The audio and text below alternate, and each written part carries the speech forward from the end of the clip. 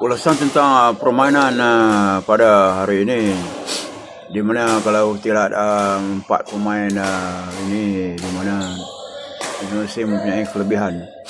Dan kita lihat baju putih membuat serve.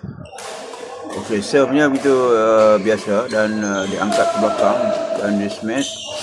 Jadi baju biru Hang Kedah telah membuat satu backhand drive ke bucu masa ada smash. Jadi kita salah satu strategi Dan di sini kalau kita lihat bila bola belakang kita naklah drop. Kadang-kadang drop ni lagi susah untuk kita mengambil. Dan memberi kelebihan kepada pihak drop. Kadang-kadang drop ni lagi susah untuk mengambil daripada bola smash. Dan kita lihat di sini yang belakang akan membuat drop dan juga membuat smash. Di mana rally panjang ini biasanya kita mencari kesalahan di pihak lawan. Dan jadi kita kena ada kemahiran dan latihan berterusan.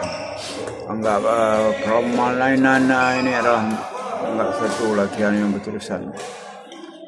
Jadi kalau kita lihat di sini serve agak okey dan biasanya akan diangkat ke belakang, dan baju lengan pendek ini kebanyakannya dia membuat drop agak susah. Dan bila kita mengangkat bola ke belakang dan agak susah juga untuk kita mengambil. Dan smash di sini sepatutnya tidak harus untuk sangkutnya, kerana kita boleh agak ketinggian net sebab kita main pun sudah lama. Jadi kenapa kita harus membuat smash masa bola lagi tersangkut.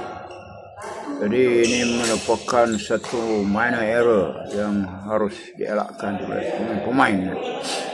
Biasanya bola-bola ini kita naklah membeli bola yang mendata, bola drive. Kalau kita lihat di sini bola drop agak susah untuk dan mengambil. Jadi kadang-kadang bola drop ini kita harus praktis selalu untuk membuat bola-bola drop dan juga bola netting. Dalam permainan ini terlihat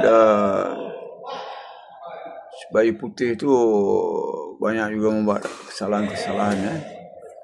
Jadi di mana kalau kita lihat tadi backhand sepatutnya letak aja di atas net, tidak terlalu kokoh untuk membunuh. Dan kita hendaklah memain kiri-kiri permainan yang dipanggil permainan yang lembut dalam permainan badminton kita.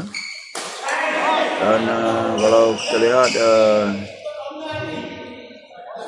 pemain ini mengangkat bola ke belakang, dan apabila bola kita mengangkat ke belakang, pihak lawan agak mudah untuk melihat di mana karya dia untuk diletakkan.